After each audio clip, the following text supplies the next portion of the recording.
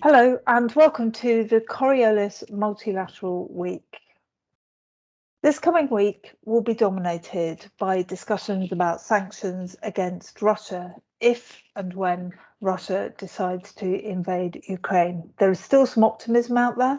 There still may be some hope. Diplomatic channels have not yet fully been exhausted. But if there are sanctions, what does that mean for Russia and what does it mean for the rest of the world?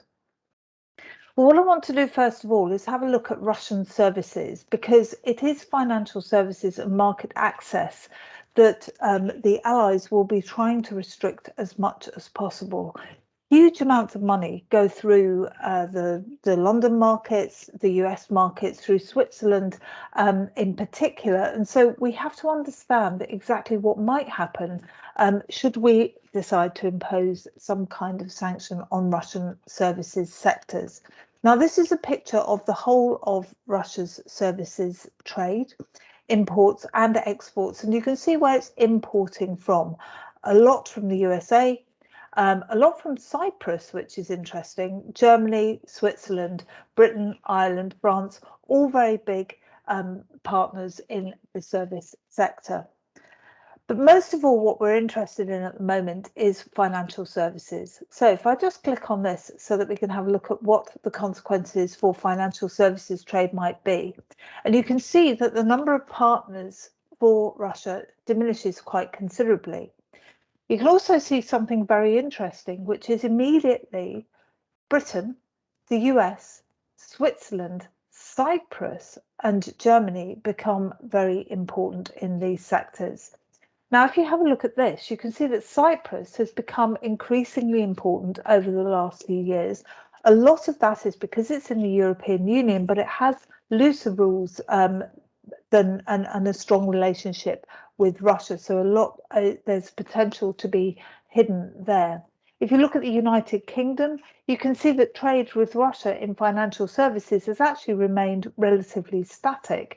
But one thing that's quite interesting is if you then add in personal, cultural and recreational services like this, the UK suddenly becomes a much more important partner for Russia. And you can see that actually in terms of imports, but also in terms of exports, Russia is increasingly important and the relationship with the UK and Russia is increasingly important. Now, there's a lot of money being traded here. So it's around 268 billion that Russia is trading. And you can see through all of this just how important the United Kingdom, Great Britain is, the USA, Cyprus and Switzerland. So these are countries that have some kind of impact on Russia through financial services trade. Now, one of the issues that we could also think about, or one of the areas that could also be thought about, is military, and in particular electronic equipment, so semiconductors that go into military processes. And this is something that has been talked about as a potential sanctioned area. Who would this help the most? Well, if you look at Russia, again, you've got China as a very important importer, very significant importer of semiconductors. And if you look at China's trade and Germany's trade just in the last few years, you can see that China, Germany and the US, this is China's trade, it's become significantly more important. Germany and the United States, actually to some extent their trade has been falling back. Their exports into Russia have been falling back. So you can see that China actually, because it is very significant now as a partner for Russia, is likely to be helped by any sanctions. So it actually shifts the balance of power. And that leads us on to something very important that we need to think about whenever we're thinking about sanctions against Russia as an economy. Sanctions aren't new. So in 2014, there were sanctions against agricultural products, agricultural trade finance, and there were also sanctions against energy as well. But agriculture was particularly interesting because what it did was it actually created a trade diversion effect. And you can see here, this is Belarus, which is landlocked, and it suddenly became a major importer and exporter of fish in the last financial crisis. And you can see here, because Lithuania was in the European Union, it was allowed to import from Lithuania and then export. And it became very important in this sector as well, the exports to Russia. You can see where the Russian trade was going in 2014, where the Belarusian trade was going. So what this is saying is that there are unforeseen consequences.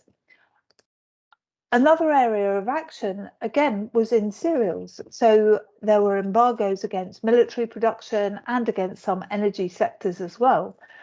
And actually, this created a propaganda victory for Russia with its domestic population, because it managed to switch a lot of its export production and a lot of its trade finance towards agriculture, which obviously helps its domestic population in terms of employment.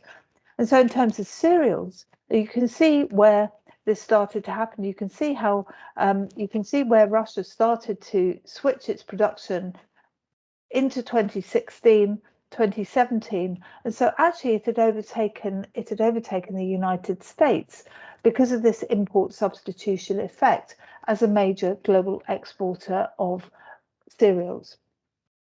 So all of these things are important to consider, and there are other areas as well. So if we have a look, other consequences as well. So if we have a look at the European Union and look at energy dependency of the European Union, we already know, as you can see from this, that Russia is a major import partner of the European Union. So Russia has the capacity to stave off energy supply to Europe, and that's something that European politicians have been very keen to point out over the last week or so.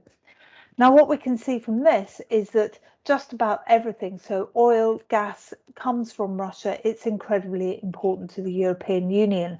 So what does the European Union do if it tries to divert?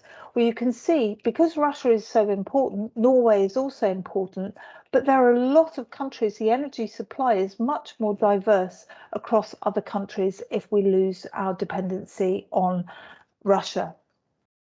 The other areas that we need to consider are other types of technology, so wind turbines, and this is wind turbine imports into the EU 27. You can see that Britain is important, USA is important, but again, it looks like it's going to create a dependency on China if there's a big substitution effect within Europe to move towards more wind energy. Could also look at other alternatives. So within Europe, you can see here, this is about electric power generation. You can see the annualized growth rate in electric power generation through turbines, wind turbines in particular, 3.2% annually over the last 5 years. So there has been some growth. Europe is becoming more self-dependent over time. You can also see this in electric power. So annualized growth has actually been very rapid, 7.6% over the last 5 years annually. So that's significant. And this is as Germany is switching out of coal fire and out of fossil fuels and nuclear. So you can see more electric power trade going on within Europe as well. But I think if we're talking about sanctions, the one big thing we need to remember is just how important Russia is as an energy supplier. It's going to create dependencies across the world. And I guess I would say, just to finish everything off, Russia is integrated into the global financial and the global energy security system. This is a product of globalization over the last 30 years. And even if we might be looking like we're back to the 1960s and 1970s in terms of Cold War now, the reality is we are all globally interdependent. Thank you for listening.